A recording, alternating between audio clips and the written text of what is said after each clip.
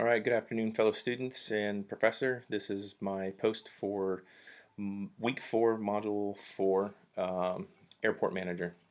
So doing some search on the good old World Wide Web, I found a lot of resources and stuff like that.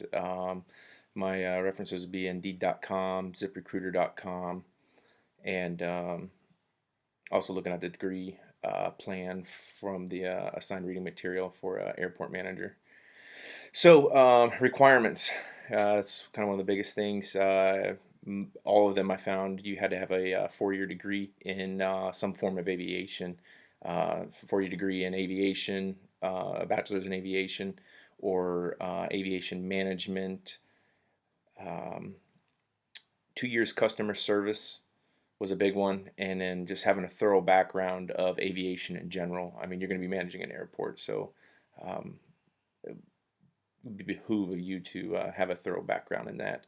I have a little bit of background, not as an airport manager, but as a flight school assistant manager for our facility down in St. Mary's County. Helped stand that one up, so I went to a couple meetings and actually dealt with the airport manager for St. Mary's County. And it's a very people person orientated position. You have to have great communication skills, verbal and written.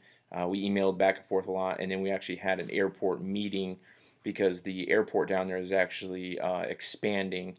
And with that being said, you need to have a great background in dealing with the FAA, getting authorization and stuff like that to do certain things, upgrades to the airports. Down there, we're actually putting in a new row of hangars, so they had to have environmental come out. So you work with the environmental agency and making sure there's no impact to the environment, but also at the same time working with the community. Community relations was huge. Everybody knows about California and stuff like that. We're just starting to trim out airports to try to push out the smaller airports because people are sick of the noise.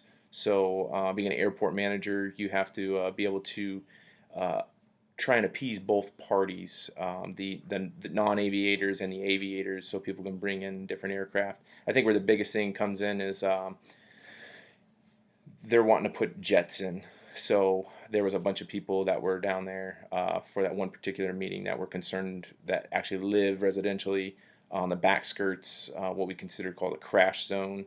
Normally on both ends of the runway, there's a good bit of cleared area. So in the event of an engine failure, um, nobody would be having undue harm to them if somebody had a touchdown off airport. Um, but that was the biggest thing was people having the people skills, communication skills, and just having that all around background so you can make the best decision for the airport. You're also going to be dealing with vendors. If you have a restaurant on the airport, or if you have mechanics shops, airframe and power plant shops, and stuff like that, avionics shops, you're going to deal with leasing of hangars, purchasing of hangars, grounds upkeeping. So there's a lot that goes on with the airport management. Average salary I saw was the average per ZipRecruiter.com was 56,000 a year, but it went from 35,000 to 100,000. So it depends on the airport, the size of the airport, the commercial operations, or the 135 charter operations coming in there and stuff. Is it a Class Delta, Charlie, or even Bravo airport? So I would assume the pay would increase with your responsibility. Also your educational background. They're not just going to take somebody off the street with a little bit of line managing skills and stuff like that and throw them into those positions.